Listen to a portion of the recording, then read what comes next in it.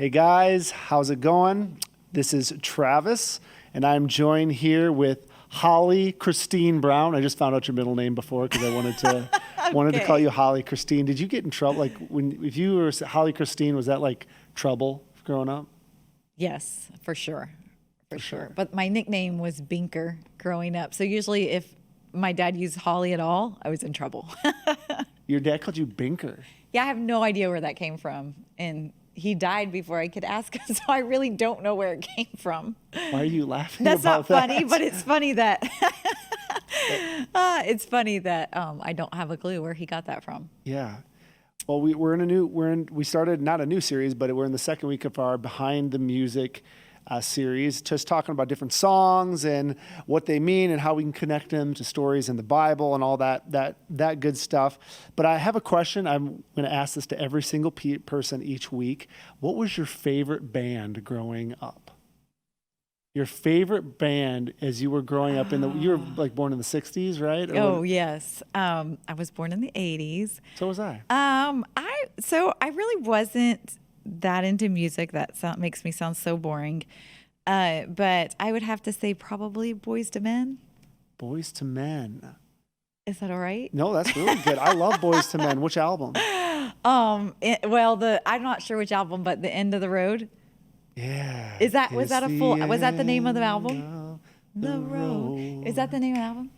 I don't know if that was the name of the album or not. Yeah. But anyways, there was the really good one song. was Yesterday. They sang Yesterday, and then they had The Water Runs Dry, I'll Make Love to You, and I think they came on the same one. I'll Make Love to You and End of the Road. I think those were the same. No, I think End of the Road was before. I don't know. Oh, really? Oh, Zach, our producer, will look that up, and he'll let us know. We talked about bringing Zach, the producer, because a lot of podcasts they get their producer in the mix. Yeah, So Zach, that's our great. producer, he'll figure out what album Thanks, End of the Road Zach. was on. End of the Road was on the Eddie Murphy movie Boomerang soundtrack, and it was also on. So you probably can't hear him, but he said it's on the Eddie Murphy Boomerang soundtrack. But you keep looking it up. You let us know. Well, that's cool. So, but you were talking about John Mayer and Daughters. Yes. And I just don't know if it was super appropriate how you started your message. Did you feel like that was like the most appropriate way, sharing all of John Mayer's former love interests? No, I didn't share them all. I just shared a very small fraction. That's what I have to say. So, like, you can be impressed by that or you can be disappointed. I don't know. But what were you? If I had a list like that on the flip side with guys, I'd be fine with people Googling it. No, I love that song. I really, really, really love that song. And to me, with being a week out from Father's Day, and I don't know, I had a great dad. I had a wonderful father, and so that song always gets me choked up. Yeah, it was cool. You got to share a little bit about your father. I know I've heard a little bit of the story of your dad and being sick. I don't know if you've really shared that at Embrace before. Have you? I think I've just shared segments of our life in that time. And I got choked up almost every time I shared it. And that was really surprising to me because my dad passed quite a while ago, but I think it's Father's Day right around the corner. And that song is just, you're standing, I'm standing up there loving people, by just left my family, come here to teach, and I'm loving people. And I'm thinking he loved me so well enough that I can love people like this, So it just, that's what was running through my mind. I kept getting choked up. Could you, and don't necessarily spend a ton of time on this, but I know a little bit of the story. Share a little bit about your dad's story. He gets diagnosed with cancer, and then it's a long. Yeah, so my dad was 37 when they actually found a brain tumor following a crazy fluke ski accident. And so they did like a CT scan just to see what all he broke. And they said, we have bad news and bad news. Bad news is you broke about 8 bones. The other bad news is you have a brain tumor and it's pretty serious. And so he literally went away to go skiing for a weekend and came back with a 6-month life expectancy. And he was an athletic guy. It was so shocking to my family. Anyways, long story short, he didn't die in 6 months, but he was never given more than 6 months to live. So he lived for he died at 49. But he lost a lot in that time. He began to lose his mind. He began to lose his body. And so that 12 years was a really, really difficult time for, although we were thankful for every day we got with him, it was a very, very difficult time for my family, because you kind of watched this man that you loved and was your hero just disintegrate really into just something that he was not, you know? And so that part makes it hard. And I remember you said once, for 12 years, I thought he only had 6 months to live. oh yeah, that we lived in that, and every I don't single know how time that would just be crazy. it is. And you really, what you find in I think the biggest regret I have in it all is you kind of grieve someone's loss before they're gone. And then you live with a relationship that has already grieved their passing. And that affects your relationship with someone. And so there's actually a medical term for it called anticipatory grieving. It's like, you know, you're going to lose someone. They've been given a death sentence. And so you're waiting for them. And then you pull back. So then that person ends up dying so alone. And so just feeling like everyone's already moved on without them, because we've all had to cope with the fact we're going to lose you. It's actually a really weird medical phenomenon, but it affects relationships. Yeah. Difficult. And I think that's why doctors nowadays usually don't give that death sentence as much as they used to. So yeah. Anyways, that's another story for another day. Yeah, it was cool, and we'll get into the message here, but just sharing about your mom and just taking him from place to place. Like, someone pray for this man. So let's go. Let's anoint him with oil. Like, this is gonna happen. Like, well, what was so crazy about it is we were as Baptist as you could be, and I know out here not as many people are Baptist. You guys tell me that all the time. Yeah. Like, Holly, they're not gonna get that joke. They weren't Baptist. But I'm from the South, and almost everybody was Baptist. So like, it was just funny that my mom overnight was like, I don't care if you're charismatic. I don't care if you're running around and doing laps around the auditorium. He's getting in line. He's running with you. And my poor dad is like, what is going on? yeah. So it was cool. It was really funny. So your message was about the woman who was subject to bleeding. And was there anything that you cut from time for the message? Was there anything that just I wanted to get that in there, but it just didn't happen? Yes. Well, there's a lot. I love this story, but my favorite part is, so I spoke out of Mark chapter 5, but I believe it's Mark chapter 9, maybe 8, but I'm pretty sure it's Mark chapter 9. Jesus leaves this town that he was in where he healed this woman of her issue of blood, and he went to a new town. Before he got there, word of what she had already done in touching his hem had already spread. And when he got to the new town, it tells us in Mark that everyone surrounded him like they did in the past town, but this time they were all reaching for his hem, trying to touch his clothes. Really? And that to me is just so It didn't work. fascinating. Yeah. To me, it's just so fascinating. I don't know. I'll have to look at it and see. Yeah. But it just like her faith went so far beyond. I mean, this isn't there's no Google or there's no social media back then to like push these Word of mouth. Yes. Yeah. And it already spread to the point that the next place he went, people were waiting for him to do just what she did and touch his clothes. Yeah. And I think that's pretty, I don't know. I just think that's so fascinating. It's always interesting too, is like, I remember someone saying this once, like Jesus never does a miracle the same way, hardly ever in the Bible. Yeah. And even like we try to find a formula with Jesus sometimes. Like, Yes. she touched his hem, so I'm going to touch his hem, but he's always doing things differently. Yes. And I need to look it up, because I would love to know that if when they touched their hems, they were also healed. And now it just like, she opened up a box of, God, kind of had him in this custom or whatever. I don't know, but it just makes me think like you have no idea when you're pushing the envelope of your faith, how many other people are going to start there. Like your children will start at the point where you push the envelope with your faith. You know what I mean? And so I just think that's pretty incredible. Yeah. So one of your first points was what struggle is tempting you to lower your expectation in life? I'm not sure if that was your first point or if you just said that, but that was really good. What struggle is tempting you to lower your expectations in life? And this might be a deep question, but where have you seen that personally happen in your life? You've seen a struggle and it's tempted you to lower your expectation of what God could do in your life. absolutely. I think what area of my life do you want? The most juicy. No, I'm just kidding. I think right off the top of my head, parenting. Yeah. I feel like you start parenting with all these huge Yeah. ideals of like, my kid is going to be the child, Yep. that brings revival or leads their entire. And now I'm just kind of like, don't get arrested. Like, make it out alive.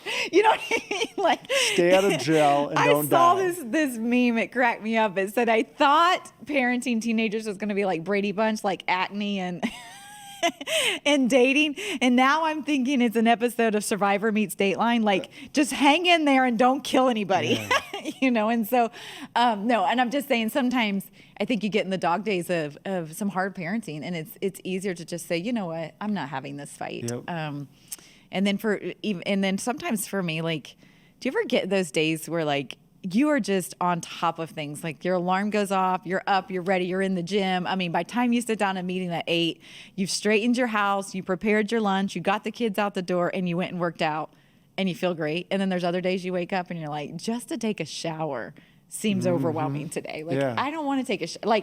And so you stay in bed for an extra 45 minutes because you're just dreading the shower. And I think sometimes those emotions get me to just settle. Like there's days that I can really feel like God's put something in me, and like he has all of us, like a passion I want to chase and I want to put everything on the line for it. And there's other days I don't even want to take a shower. Oh, that sounds terrible. That makes me sound like I'm like, woo, but it's the truth, and some days I'm just tempted to settle. Like, that's too much work to run after what he's put inside of me. Yeah. That's just too much. Well, nothing great ever happens without struggle. That's like, I think for me, I'm always looking for the most efficient way and the most clean way to do anything. But it's the great things always are bumpy and they are always stressful. Like that's like parenting. It's just like, it's one of the greatest things anyone will do is to raise a child. Right. But it's a disaster. And right. It is like so hard. And it's hard to keep boundaries that you're supposed to keep with your kids and not to give in certain areas in certain ways. But it's like, just knowing the end goal is worth it. I think maybe sometimes the reason the struggle tempts us is we lose sight of what's past the struggle. Like we lose sight of what's beyond the struggle. And so we think it's all about the struggle and it's just easier to not do it. And I think you get to the point where you don't, like, the end game sounds wonderful, healthy, well integrated adults that you raised, that love Jesus, or a marriage that is thriving. Those things sound so good, but then the grind of getting there is what, you know what I mean? Like it sounds so easy to do that, but when you've got to stay up till your kids get home at 11 o'clock and you have a heart to heart with them and you got to take their phone away and you just want to go to bed and say, forget it, I'm exhausted. That's where I think it catches us. Yeah. Do you know what I mean? And then we start thinking, I don't really know if I want all that, So, anyways, not saying that I do want all that, but. Another thing you talked about is struggles make you pushy. I love that point because we don't usually think of pushy as being a good thing, but the way you described it, it really was. But I was just trying to think of the person that struggled. And maybe they were pushy, but now they're just defeated. They're just in their hole. Yeah. Like, how do you become pushy again? If you've just been beat down, and now you're like, I was there at one point, but it's just gone a little bit. We were just talking about before. The grind has gone too long. Yeah. It's too much, and I'm just in my hole right now. I think it really comes to bringing an outside person in, an outside influence in. I'll never forget listening to a leader one time, and he said anytime he gets in a rut, like working out and stuff, he always goes and hires a trainer or just because he realizes that we all do get to those points in life, and when you get to those points, you got to bring someone from the outside in. Just like if you're unhealthy and you can't get your health back on track, you have to go to a doctor and see, okay, what's wrong? Why can't I get this back on track? We did that with my dad. I mean, after time, we didn't have the same grit about fighting for his. We lost a little bit of our grit after you hear so many people tell you that you're going to die and there's no solution to this. I remember in the last few years of my dad's life, I can look back and wish, why didn't I stand up to that doctor and say, no, this is not an acceptable, you know what I mean? Like fought harder for his care and for research. And so, and I was a nurse at the time, so I have a lot of regrets in that area. And I think the times that I saw like that fire or that fervor kind of get ignited again was when somebody from the outside would sit down and I would tell them, they're like, no, you're right. That's not right. And you're not seeing it clearly anymore.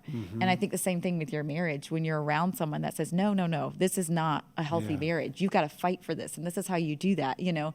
And I think, so an outside person that either you admire and they have something, you know, wherever your area is struggling. So let's say it is your marriage, maybe somebody that has a marriage that you do admire and you want a marriage like theirs, you know, what is it? And can they speak some life into you and get that fire started again? That would be my thought. Yeah, that's really good. I remember, I think it was last summer or whatever, I hadn't worked out in a long time. And so I started listening to podcasts by Jocko Willink. You know Jocko? Yes. Yeah, I don't know if He's so intense. Oh God, he's so intense. But he just like, it was sort of a similar thing and obviously that's not like this deep spiritual thing, but it was like, God, I can do this. Yes. He told me I can. He told me life doesn't have to be this way. Right. I can get up and I can run. I can do these things. And I think it is so often we got to bring people in from the outside to keep that and fire I think burning. Sundays are a great thing for that too. I think God uses Sunday mornings. I mean, I remember my mom and we got to the point closer to the end of my dad's life. I mean, we literally were going to church almost every night because we didn't know what else to do, but we were that desperate. Yeah. And we needed, you know, a word from God once a week was great until it like that wasn't working enough anymore. So then we would like, who's got something going on Monday? Who's got something going on Tuesday? And we would just get in the car and go together because there always seemed to be something that would give us something to hold on to for the next 24 or 48 hours so we could find another service to jump in on. So I think that that's what Sundays do a lot for people too. Yeah. So your dad wasn't healed. What was the benefit of being pushy? Yes. Well, my dad wasn't healed in the sense that my dad is not still alive today. Yep. My dad was healed in the sense that he was given 6 months to live and he lived for 12 or 13 more years. Yeah. So I've always seen that a lot, like the story of Hezekiah in the Bible. It says that Hezekiah was about to die and it actually says that he was crying because I believe it was an angel or servant, no, not an angel, a servant had come and told him of the Lord had come and told him that he was going to die by midnight or something the next day. And it said when he laid down that night that he was crying and the Lord saw his tears and he extended his life 15 years. So my dad wasn't healed in the sense that he's not still here, but my dad was healed very much in the sense that he was given 6 months to live. And when my mom found out that my dad was going to die, I think her oldest child at the time was 14 and all the way down to 4. How old were you at the time? 12. You were 12. And my mom's prayer, she had 4 daughters and a son, and my mom's prayer was, he can't die, he has to walk his daughters down the aisle. My dad married, my 2 younger sisters got married a week apart from each other, and my dad collapsed and died 2 weeks after he walked the last. He did. Wow. He did. So, so in one sense, you can look at that and say that he wasn't healed. In another sense, exactly what my mom cried out to God on the first day she found out God gave her. Listened to her. Wow. And sometimes when we ask for things, it doesn't, that next 12, 13 years, whatever that was, wasn't always easy. There's parts of that were very hard. And I also would say this too, sometimes God does a miracle for you, like healing my father, and sometimes God does a miracle in you. But that doesn't mean that God's not doing miracles. And my dad's life affected all 5 of his children and my mom in a way that we remember every single day, that life is short, that God is real, that he sees our pain, he cares about our pain. So I kind of debate whether or not God did some major miracles and healing on that. So and you maybe just shared it, but what would you say personally was the miracle he did in you through that time? I feel like God lit just a fire in me. So even in my dad's life, he was 49 years old. And so at the time he passed away, I was 20, in my early 20s. Right? So, somewhere around in there. So I just remember thinking, I'm halfway done with life. Like, it's almost over, I'm halfway done. And I've always lived since he's passed away with that reality that life is so short. And if I could see my dad again, I have this thought almost daily, Travis, if I could see my dad again, what would he say? And I just always feel like he would say, it's all real, Holly. It's all real. Everything about Jesus, everything that we've believed, it's all real. You just keep running, keep running. So it gives me just a passion to keep on. Yeah. You know, I'm not striving so I can get home and prop my feet up and chill. You know, I'm not waiting to get to 65 to do that. I'm just gonna keep running until he takes me. I hope like Elijah, just take me up in the wind and let's go. But you know what I mean? I'm just gonna keep, because I just feel like if I could see him now, that's what he would say. You know, and so it just I don't know, it changed my whole mindset. Going to church and going to small group and doing those things are not just some cycle and checklist that I go through, which were. It gave a like an intensity to it.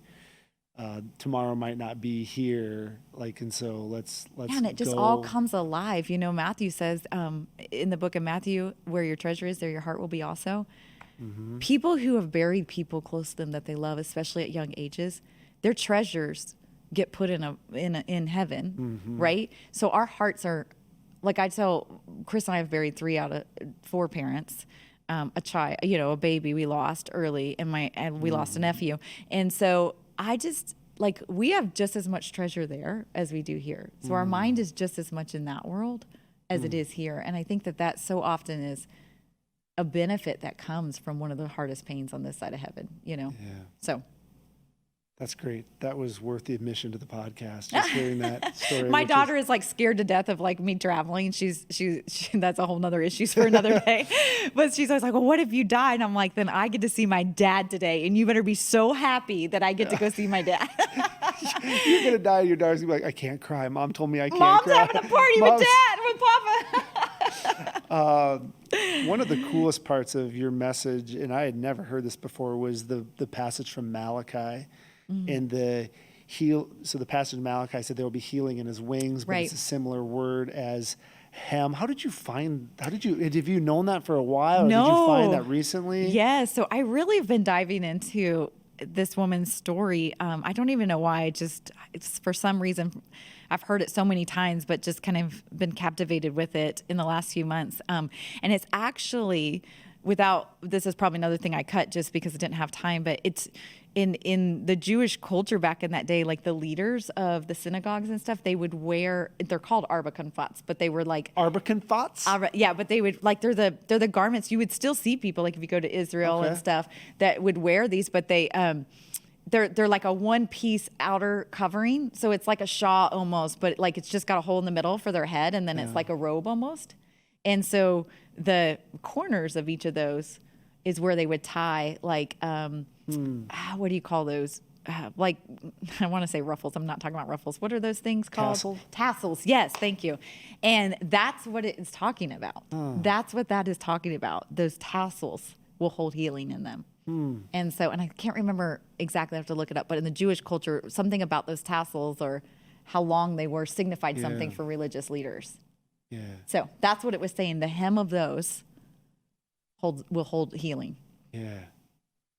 It's a powerful thought to think, because it's probably the thing that was like drug on the ground, and it wouldn't be the thing that you would think would provide healing. But for some reason, like it really speaking to the greatness of God, that even in the tassel at the bottom of the robe, if you just could touch it, if you could get close enough. Well, and think about the position you have to be in a crowd to even touch that. I mean, she had to Did you share that in your message? No. Well, I think at one point I said when Jesus bent down to her because she was down touching. But like even the position you have to be in signifies just something about the kingdom of God. It's just gotta. You know. And then you ended with this this story that's found in church history about this woman. Do you want to share a little bit more about that? Her name was Veronica. Is that correct? Did you say that? Well, that's what I came across in some of the study. That's her. I don't know if that was her name at the time or if that's kind of been the name that's been assigned to her since.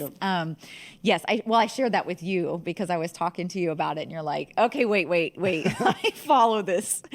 And so Yes. So she's actually been Yeah. sainted. Is that what you call it Yeah. in the Catholic Church, or Yeah. a saint? And they call her Saint Veronica. And there's parts of it I wanted to be careful and share, because once someone clings on it, a lot of that stuff like Saint Peter and all of that people can take it really far, like ritualistically, as far as anything Saint Peter's touched or anything, and can get a little bit weird about that stuff. But so I think some people are that way about even the face covering that she took off, that actually is held in one of the churches, in Rome or somewhere.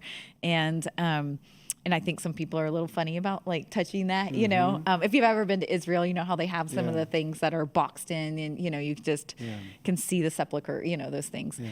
But anyway, so, so it's just such a fascinating story that church history tells us that she happened to be there on that day as well. And, that she was the woman who fought her way through that crowd once again. So I don't know. It gets me so choked up even just thinking about that. What a beautiful story. And I don't know. I just think there's so many pieces that go with that. Even if you go back to that culture in that day and time, women were just they really were just ultimate, I don't want to say slaves, but probably what we would consider property. They were property. Yeah. They had no testimony in court of law or anything like that. And really what signified a woman's worth was her children and how many children she could have. Yeah. And yet the very thing that allowed a woman to have children was also in that same culture the very thing that made her dirty. Yeah. And it's just, there's so much about that to just unpack, Really, we should do a series on it, but I just don't know how many guys want to do series on cycles. What did you? But I'm all about it. What did you say when I think we were doing your message review and us guys were like, "Do you have to say the word cycle so much?" And I think you said, "I've sat through so many sermons about circumcision. I'm going to talk about this." And we're like, "You go, girl. You do what you got to do, okay?" And I was like, I think I said, "Okay, let us break this down for the boys." Yeah.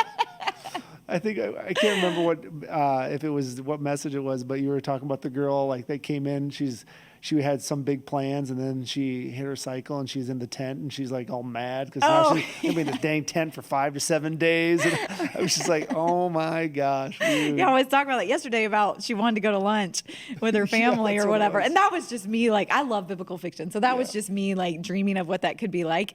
But and there's parts of that story that I think, to go to a tent 4 to 7 days a month, peace out. Like, you'd be up for it.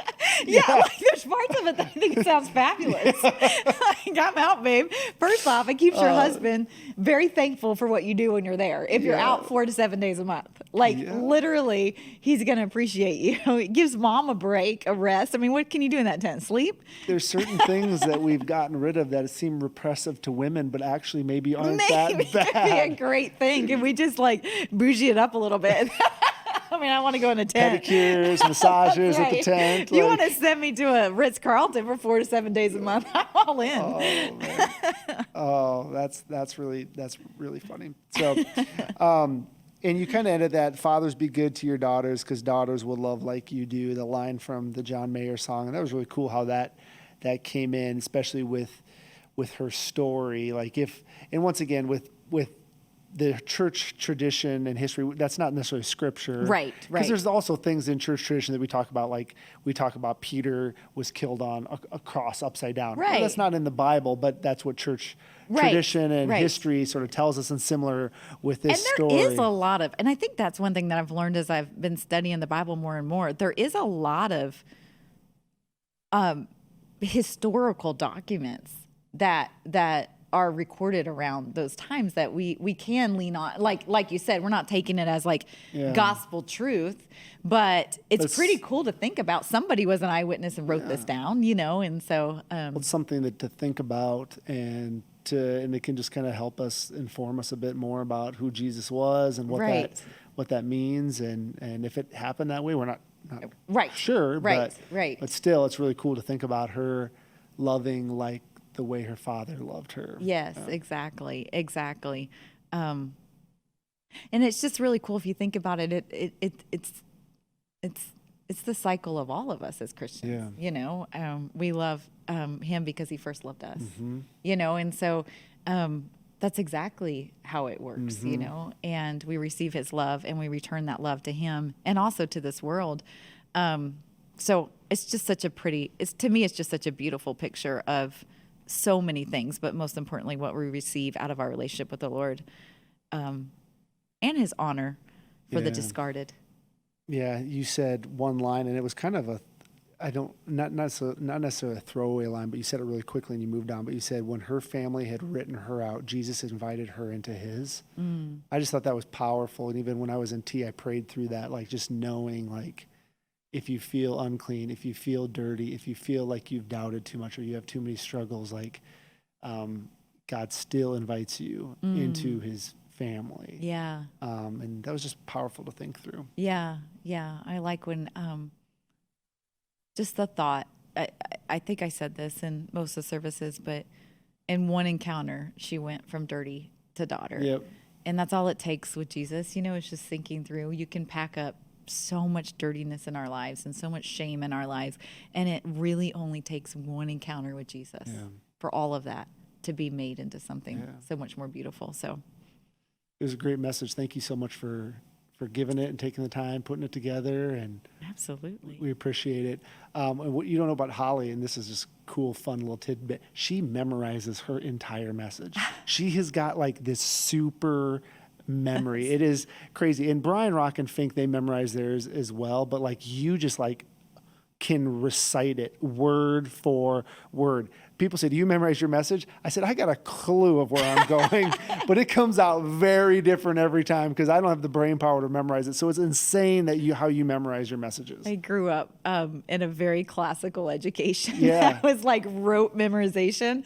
And so even today, I tell Chris all the time, I had no idea memorizing all those stupid poems as a kid would actually like pay off at some point. So because you told me once that when you, and I don't mean to prop you up like this, but like when you write it out, you almost have it memorized as you just write it. Like, yeah, I don't have to practice it. If once I've written it, I don't have to I will practice the talk. I don't mean I don't practice the talk. I practice the talk more to like timing and even God speaks to me as I'm talking, but not to. It's just once I've written it, if I do the work to actually write it all out, yes. Church, I'll just tell you that is not true about me whatsoever.